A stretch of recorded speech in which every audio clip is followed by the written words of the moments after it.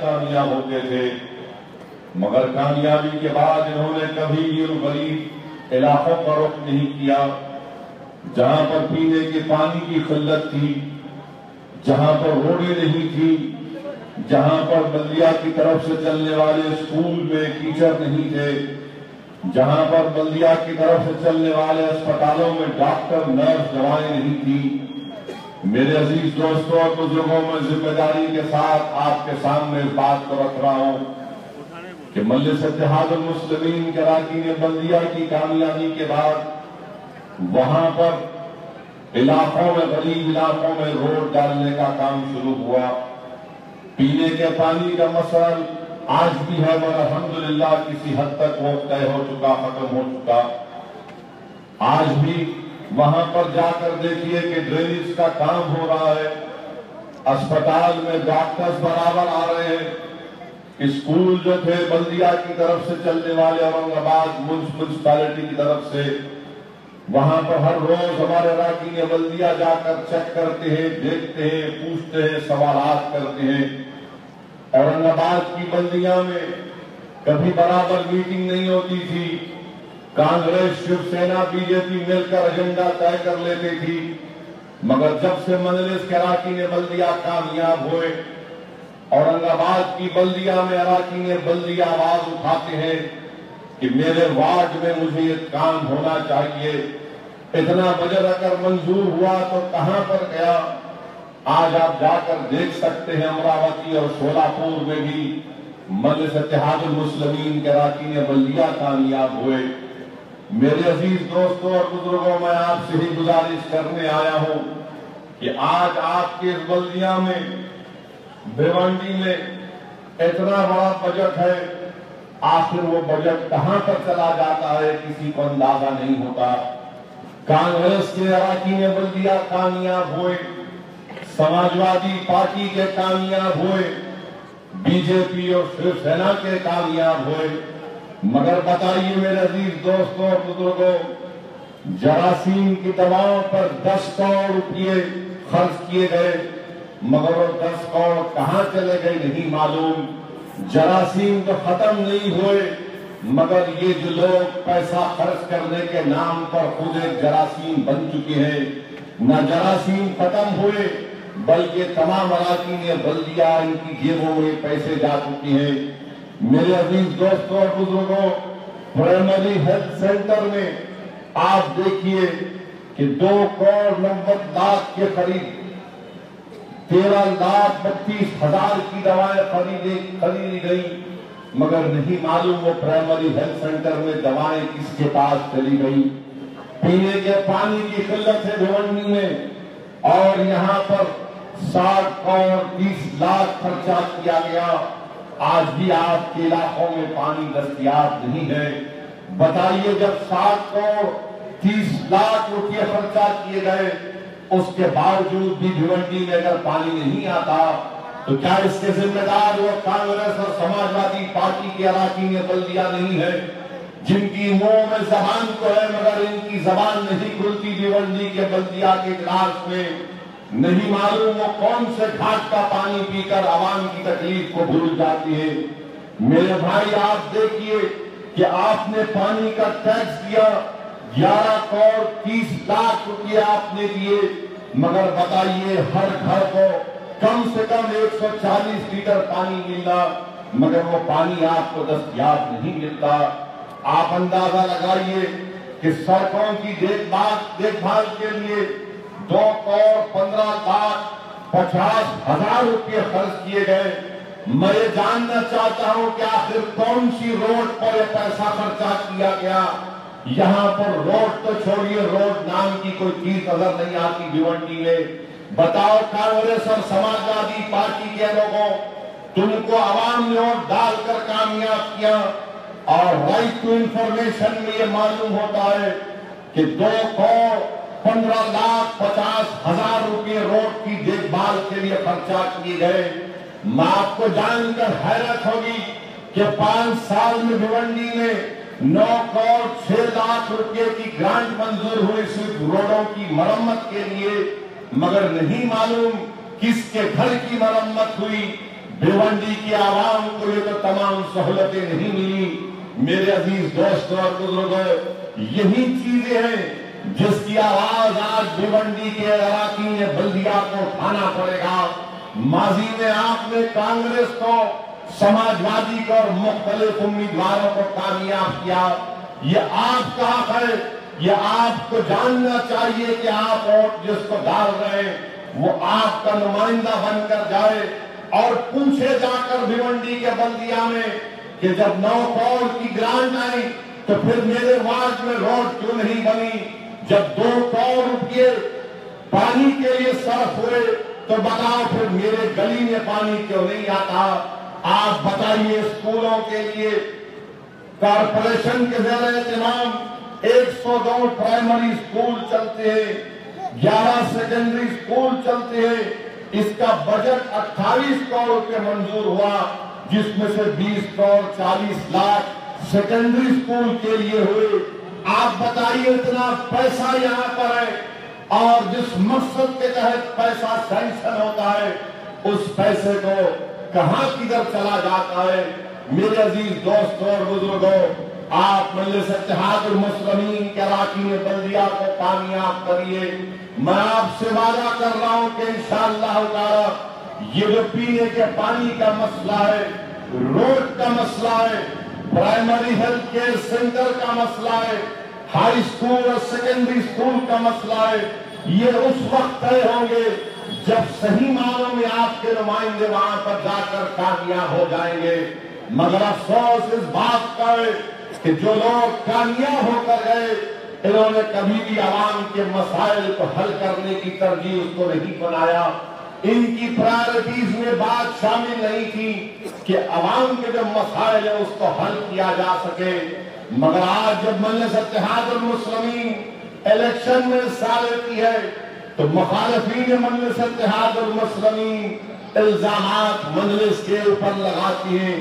میں ان تمام سے پوچھنا چاہتا ہوں، چاہے کانگریس ہو، سماجوادی ہو، تم اتر پردیش میں تم نے تو مل کر الیکشن لڑا تھا، 403 سیٹ پر سماجوادی پارٹی اور کانگریس مل کر الیکشن لڑی۔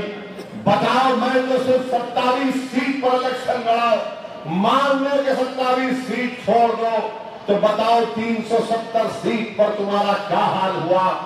آج 300 سیٹ پر بی جے پی وہاں پر کامیاب ہو گئی۔ یقیناً سب کے دل میں تشویش ہے کہ کیسے بی جے پی کامیاب ہوئی۔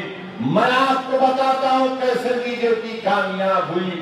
میرے عزیز دوستوں اور بزرگوں، سماجوادی کے 5 سال کے دور اقتدار میں اکھلیش یادو چیف منسٹر رہے، مظفر نگر کا فساد ہوا، ہندوستان کی آزادی میں پہلی مرتبہ 50,000 لوگ اپنے ان گھروں کو، گاؤں کو چھوڑ کر جانے پر مجبور ہو گئے۔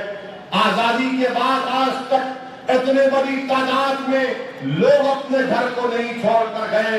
جہاں پر ان کی 3-3 4-4 نسل رہتی تھی، 50,000 لوگ اپنے گھر چھوڑ کر چلے گئے۔ کس کی حکومت تھی؟ سماجوادی پارٹی کی حکومت تھی۔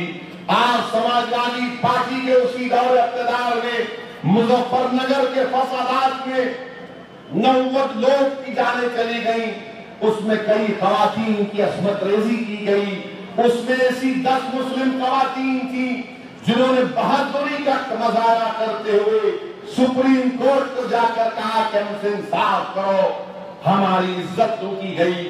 سپریم کورٹ نے اتر پردیش کی سرکار سے کہا کہ ان کے ساتھ انصاف کرو۔ انکوائری آفیسر اکھلیش رکھتے ہیں خاتون کو، جس کا نام کوئی یادو خاتون تھا، وہ عورتوں کے پاس جا کر کہتی ہے کہ تم جا کر جس نے تمہاری عزت روکی تم ان سے مقابلہ کیوں کرتی ہو، پیسے لے کر کمپرومائز کر لو۔ آج بھی وہ عورتیں انصاف کے لڑ رہی ہیں۔ اس میں سے ایک خاتون کا انتقال بھی ہو گیا، 2 خاتون کورٹ میں جا کر کہہ دیے کہ ہم لڑنا نہیں چاہتے۔ لوگوں نے آ کر ہم کو دھمکی دی کہ ہمارے بچے کو مار دیں گے۔ یہ سماجوادی پارٹی کے اقتدار میں ہوا۔ سماجوادی پارٹی اقتدار میں اتر پردیش میں 400 فسادات ہوئے 5 سال میں، 400 فسادات ہوئے 5 سال میں۔ آپ اندازہ لگائیے فسادات کس سے ہوتے تھے؟ مسلمان اور دلت سے. کم 200 فسادات صرف مسلمان اور دلت سے ہوئے. آپ اندازہ لگائیے کہ یہ فسادات ہوتے تھے تو لوگوں میں نفرت پیدا ہوتی تھی، اور اسی نفرت کا فائدہ بی جے پی نے اٹھا لیا. اسی نفرت کا فائدہ بی جے پی نے اٹھا لیا. اکھلیش یادو جانتے تھے کہ یوگی آدتیہ ناتھ کے خلاف ایک مقدمہ ہے گورکھپور کا، ان کے خلاف مقدمہ تھا، وہ سیکشن 153 تھا. اور سیکشن 153 کا قانون یہ ہے کہ برسر اقتدار چیف منسٹر کو اس کا سینکشن دینا پڑتا تھا.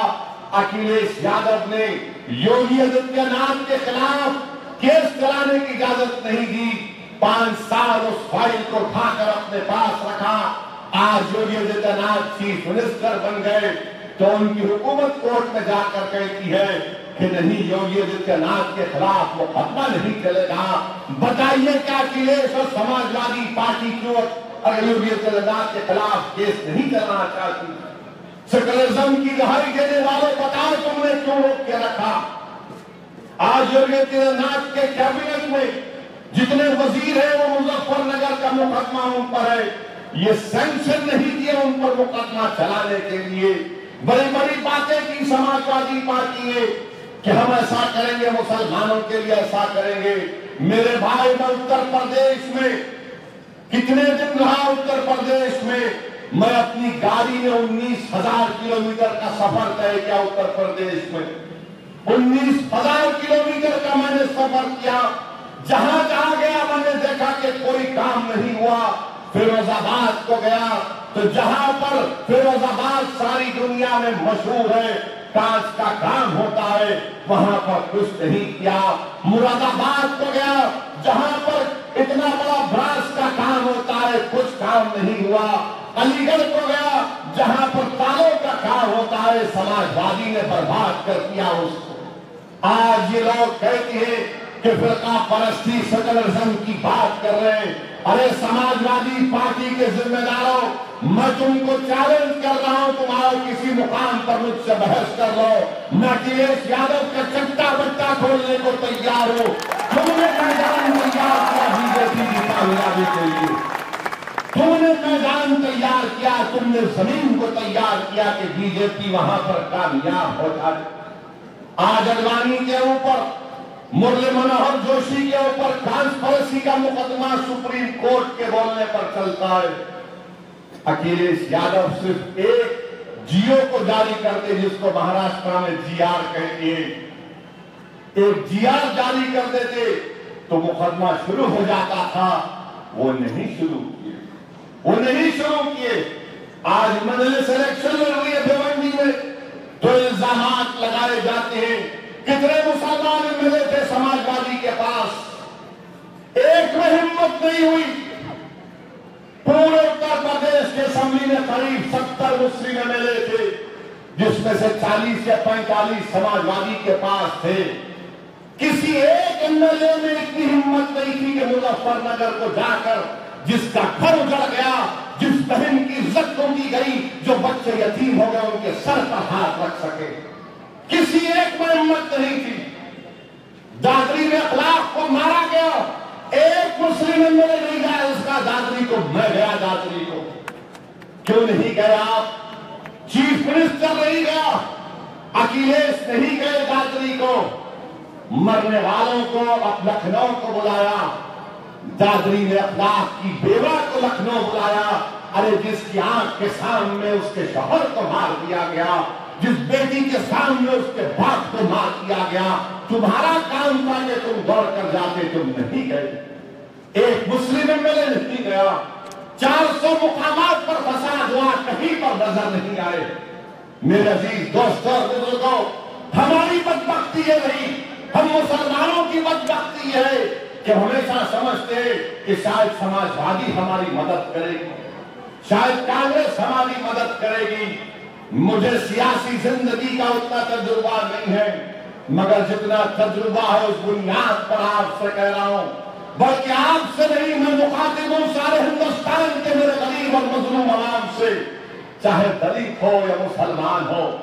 یاد رکھو، یہ نام نہاد سیکولر پارٹیاں ہمارے لیے یا دلتوں کے لیے کچھ نہیں کریں گی، کچھ نہیں کر سکتی.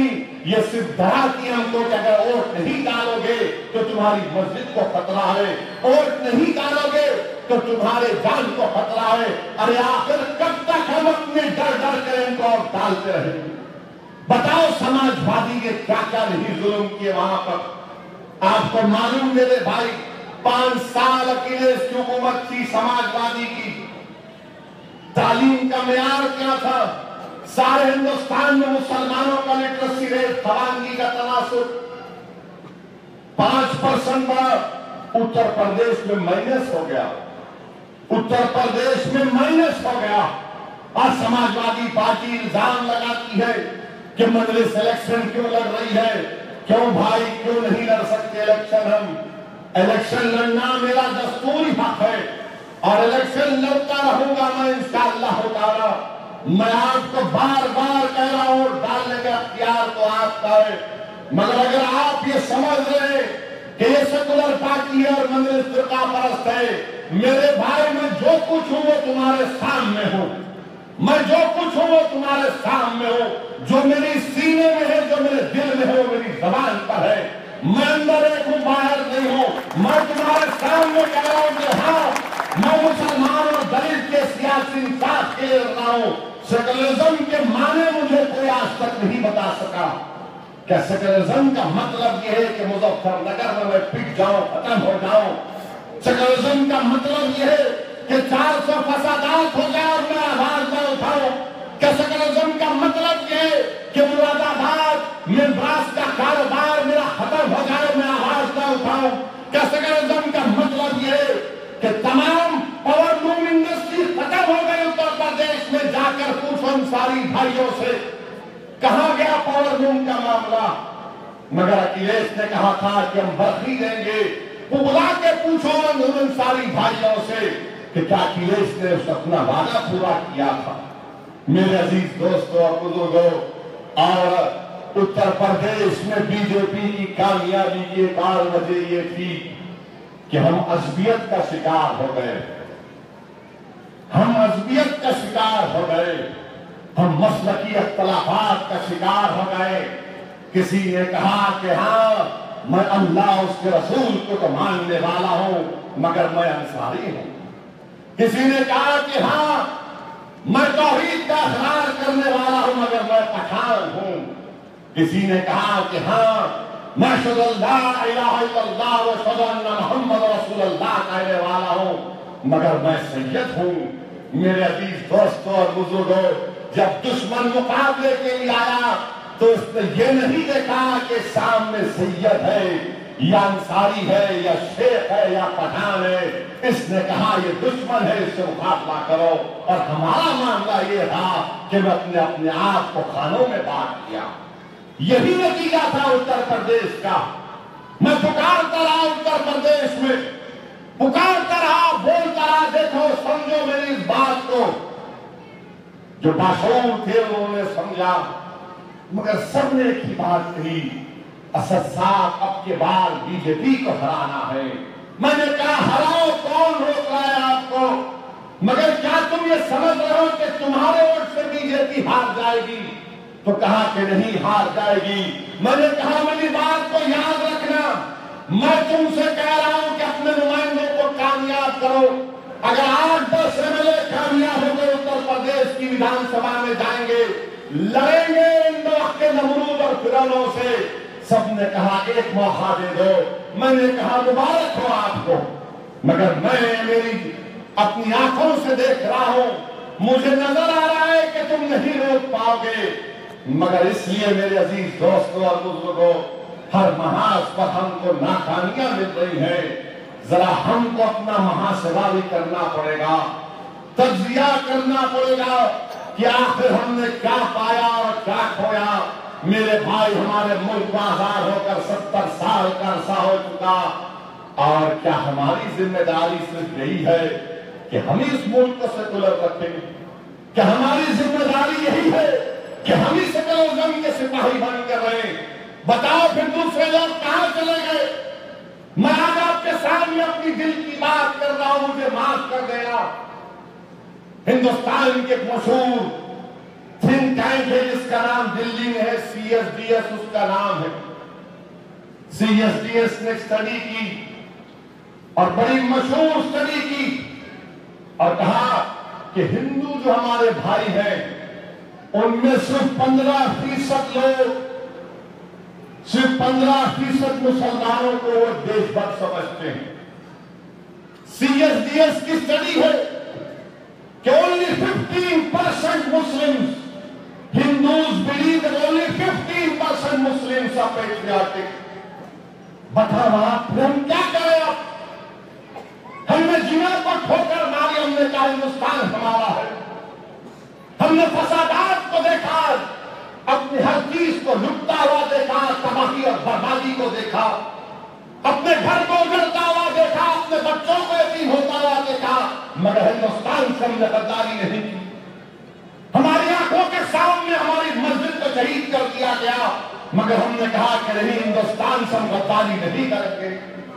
بم بلاسٹ کے جھوٹے الزامات میں، دہشت گردی کے الزامات میں ہم کو جیلوں میں ڈالا گیا، 15 سال ہم جیل میں رہے، عدالت نے ہم سے انصاف کیا، حکومتوں نے نہیں کیا۔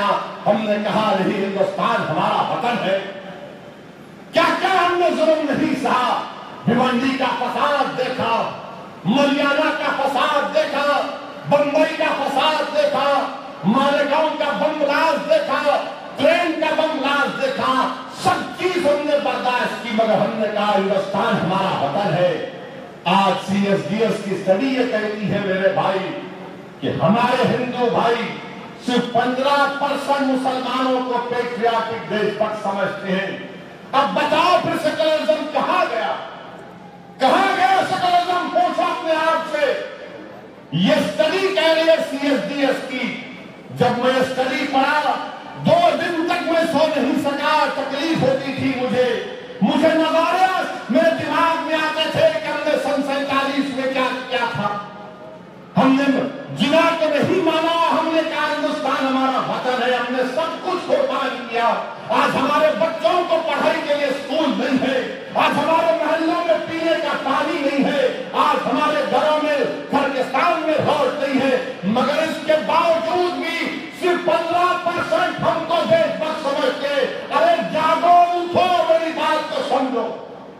میں اپنا ادا کر رہا ہوں، یاد رکھو، تم کامیاب کرو یا نہ کرو، میں پکارتا رہوں گا، کیونکہ کل اس دن جب ہم تمام کھڑے ہوں گے اس میدان میں، تو ایسی کھڑے ہو کر کہے گا رب العالمین، میں نے تو اپنا ادا کیا، میں نے تو اپنی ذمہ داری نبھا دی۔ میرے الفاظ شاید تمہارے دلوں کو نرم نہ کر سکے، میری تقاریر تمہارے دلوں میں مجلس کی محبت نہ پیدا کر سکے، مگر میں تو اپنا ادا کر رہا ہوں اور ادا کرتا رہوں گا انشاءاللہ تعالی۔ نہیں میرے عزیز دوستوں اور بزرگوں، میں کوئی آرٹسٹ نہیں ہوں کہ تم میری تقریر کے الفاظ پر تھالیاں مارو۔ کب تک تھالیاں مارو گے؟ کبھی تو جاگو، پہچانو ان تمام اطراف کے چیزوں کو۔ میرے عزیز دوستوں اور بزرگوں، میں تمہارے پاس، تمہارے درمیان میں کھڑے ہو کر مایوسی نہیں پیدا کر رہا ہوں، میں تم کو بزدلی تمہارے دلوں میں پیدا نہیں کر رہا ہوں، بلکہ تم کو حقائق بیان کر رہا ہوں۔ کوئی اٹھ کر پوچھے گا اویسی تم نے جو بات کہی تھی، بتاؤ اب تمہارے پاس اس کا جواب کیا ہے؟ میرے پاس اس کا جواب ایک ہی ہے کہ متحد ہو جاؤ، عصبیت کو چھوڑ دو، اپنے مسلک پر ضرور قائم رہو، مگر عصبیت اور مسلک کو اپنے کمزوری کا باعث مت ہونے دو۔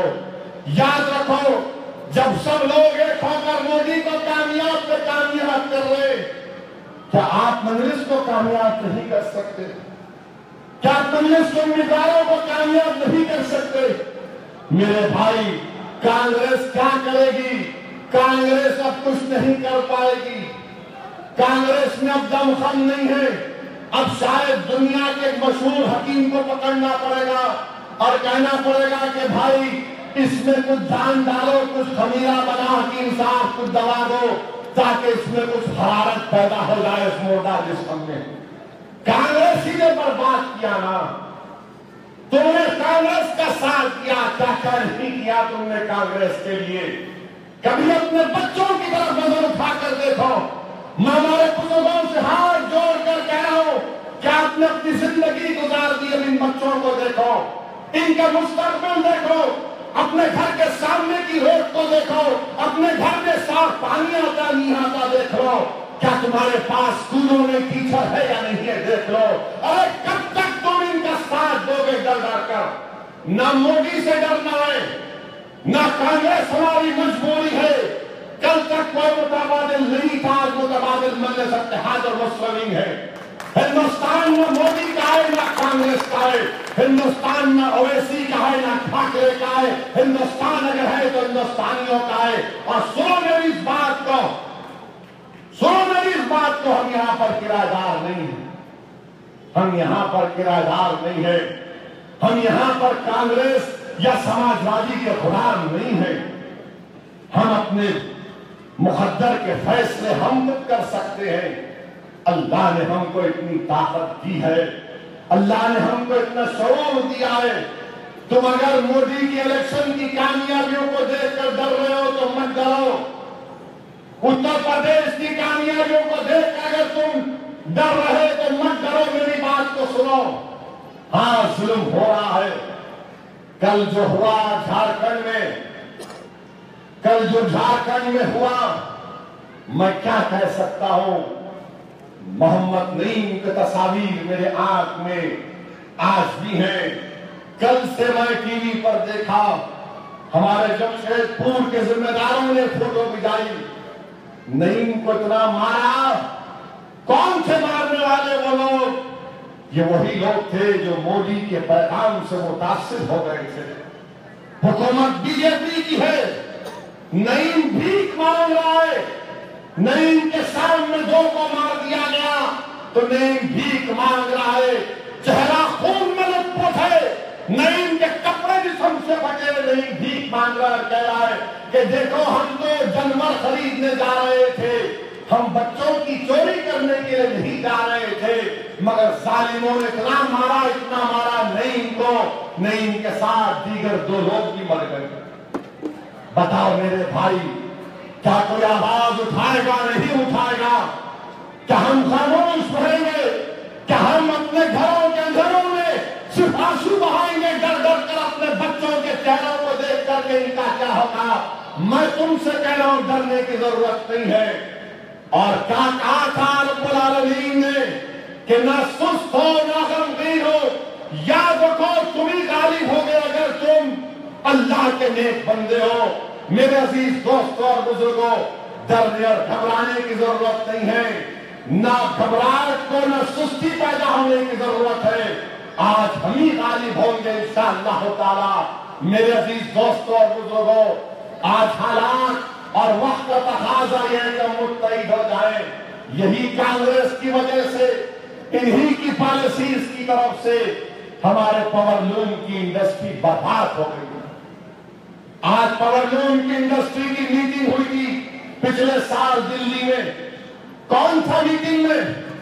کوئی کانگریس کے لوگ تھے، کوئی سماجوادی کے لوگ تھے، میں اس میٹنگ میں تھا، آپ کے یہاں کے متعلقہ ایم پی بھی تھے صاحب۔ میں نے کہا تھا کہ بھیونڈی مالیگاؤں ناسک کے جو پاور لوم ہے اس میں جو ایران کا مسئلہ ہے، اینٹی ڈمپنگ ڈیوٹی کا مسئلہ ہے، ایران کو نکالو۔ کیسا بنتا ہے ایران؟ کون بناتا ہے ایران؟ آئل سے بنتا ہے ایران۔ مجلس نے کہا تھا حکومت سے کہ یان پہ جو ڈیوٹی ہے، یان کی جو قیمت ہے اس کو کم کیا جائے، پولی ایسٹر یان پر جو اینٹی ڈمپنگ ڈیوٹی ہے اس کو نکالا جائے۔ اور حیرت ہوتا ہے مودی جی کہ آپ تو غریب کی بات کرتے ہیں، جب یہ یان بنانے کا مسئلہ آیا تو آپ خاموش کیوں ہو جاتے ہیں؟ سنتھیٹک یان آئل سے بنتا ہے، آج $50 پہ آئل ملتا ہے، مگر مودی جی یان کی قیمت کیوں کم نہیں ہوتی؟ کیوں بنانے والے آپ کے دوست ہیں کیا؟ پاور لوم میں یان کی اہمیت ہے، اینٹی ڈمپنگ کو ہٹایا جائے۔ ٹیکسٹائل منسٹر نے پاور ٹیکس نامی ایک اسکیم کا اعلان کیا، مگر کیا فائدہ اس اسکیم کا اعلان کرنے کا اگر کیپٹل فنڈ سے ڈی سے لینا نہیں ملتا؟ وہ انسٹیٹیوٹ اسکیم کہاں کی انسٹیٹیوٹ اسکیم؟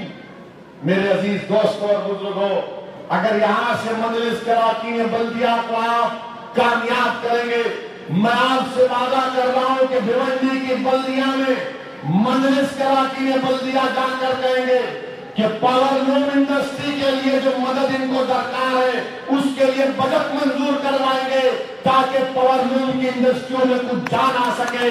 اور میں آپ سے وعدہ کر رہا ہوں کہ میں نے اپنی آواز اٹھائی تھی، انشاءاللہ تعالی پارلیمنٹ میں بھی اٹھاؤں گا، ماضی میں نے اس مسئلے کو اٹھایا، آج بھی اٹھاؤں گا کہ پولی ایسٹر یارن کی قیمتوں میں کمی آنی چاہیے، اینٹی ڈمپنگ ڈیوٹی نکالنا چاہیے، تبھی جا کر پاور لوم کی انڈسٹری کامیاب ہوگی۔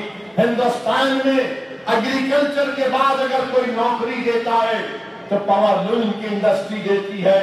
میرے عزیز دوستوں اور بزرگوں، آخر میں ایک بات کہتے ہوئے آپ سے رخصت ہو جاؤں گا کہ بہت چرچا چل رہا ہے آج کل بی جے پی کو اور بی جے پی کے چیف منسٹر فڈنویس کو، وینکیا نائیڈو کو سب سے اچانک محبت ہو چکی ہے مسلم خواتین سے۔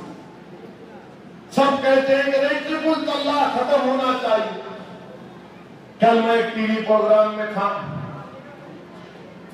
اے B P T V channel تھا شاید، اس میں بی جے پی کے ایک نمائندے نے کہا ٹرپل طلاق ختم ہونا چاہیے۔ میں نے کہا کہ ٹھہرو ایک منٹ، ذرا میرے لیے بتاؤ طلاق بدعت کس کو بولتے ہیں؟ طلاق احسن کس کو بولتے ہیں؟ طلاق حسن کس کو بولتے ہیں؟ بولے یہ کیا بول رہے ہیں؟ بولے طلاق تم تو معلوم نا، بتاؤ۔ خاموش ہو گئے۔ مسٹر مودی، اگر آپ ٹرپل طلاق، آپ کی باقی ٹرپل طلاق کی بات کر رہی ہے تو میں آپ سے کہوں گا کہ ہمارے ہندو بہنیں بھی انصاف کے لیے تڑپ رہی ہیں۔ 2011 کا سینسس یہ کہتا ہے کہ 44 لاکھ ہماری ہندو بہنیں کسی ایک مرد کی دوسری بیوی ہیں، اور ہندو میرج ایکٹ میں دوسری بیوی کو شوہر کی جائیداد میں کوئی حصہ نہیں ملتا۔ کیا یہ آرٹیکل 14 اور 12 کا وائلیشن نہیں ہے؟ تم نہیں ان کی بات کرتے۔ 2011 کا سینسس بولتا کہ 20 لاکھ ہندو بہنیں ان کے شوہر ان کو چھوڑ کے دلی بھاگ گئے، ان کو چھوڑ کے دلی بھاگ گئے، ان سے انصاف کون کرے گا؟ وہ کوئی بات نہیں کرتا۔ میرے بھائی، آج ہم کو اپنی شریعت پر عمل کرنا ہے، شریعت کو نافذ کرو، اپنی عورتوں پر ظلم مت کرو، اور خدا نخواستہ اگر طلاق دینا ہے تو صحیح طریقے سے دو، ٹرپل طلاق کو مت استعمال کرو۔ یہ عورتوں پر تم ظلم کرو گے تو کل شاید تمہاری کوئی بہن سے ظلم کرے گا، تمہاری بیٹی سے کوئی ظلم کرے گا۔ اس لیے میرے عزیز دوستوں اور بزرگوں، متحد رہیے، شریعت پر چلیے، ڈرنے اور گھبرانے کی ضرورت نہیں ہے۔ اور یہاں پر تو ایک ایکٹر نے یہ بھی کہہ دیا کہ صبح اذان کی آواز آ رہی، میرے کو نیند نہیں آ رہی۔ ارے پیارے، سن میری بات کو۔ میرے بھائی، ایک مرغا تھا، مرغا صبح میں پکارتا تھا، اس کے مالک نے کہا تو کل سے پکاری نہ تو تمہیں ضرور کاٹ دوں گا۔ پھر دوسرے دن جا کر کہا کہ تو اب مرغے کی طرح کٹ کٹ کرنا شروع کر دے۔ وہ بولا ٹھیک ہے، ورنہ کٹ جاؤں گا۔ تیسرے دن جا کر کہا انڈا دے مرغے کی طرح، تو مرغا پکار کر کہا اگر میں پہلے اس کی بات کو نہیں مانتا اور کٹ جاتا تو آج شاید میری اتنی بے حرمتی نہیں ہوتی۔ مرغا جب صبح میں پکارتا ہے تو اللہ کی عبادت کرتا ہے۔ نوجوانوں، اٹھو صبح صبح، اپنے مسجدوں کو آباد کرو، ورنہ یاد رکھو ہمارا حال بھی اسی مرغے کی طرح ہو جائے گا۔ میرے عزیز دوستوں اور بزرگوں، 24 تاریخ کے دن صبح صبح اپنے گھر سے نکلیے، اپنے گھر سے نکل کر مجلس اتحاد المسلمین کے اپنے ووٹ کا استعمال کریے۔ ہم نے اپنے دلت بھائی کو یہاں سے اپنا امیدوار بنایا ہمارے ہندو بھائی کو، ان کو کامیاب کریے، اراکین بلدیہ کو کامیاب کریے۔ جو اسکول کی زمین اکبر نے لی ہے انشاءاللہ تعالی، اس اسکول کی بلڈنگ کے تعمیر کا کام بھی جلد سے جلد شروع ہوگا۔ میں آتا رہوں گا، میں بھومنڈی کو آتا رہوں گا انشاءاللہ تعالی، آپ کو تنگ کرتا رہوں گا۔ جب تک زندہ ہوں میں تمہارے درمیان میں رہوں گا، نہ کسی سے ڈرا ہوں، نہ کبھی کسی سے ڈروں گا انشاءاللہ تعالی۔ میں ڈرتا ہوں تو صرف اللہ سے، اور یہی دعا کرتا ہوں کہ پروردگار توفیق دے کہ میں تجھ سے ڈروں اور تیرے حبیب سے محبت کروں۔ اٹھو میرے عزیز دوستو، میرے غیور نوجوان ساتھیوں، میرے بزرگوں، آؤ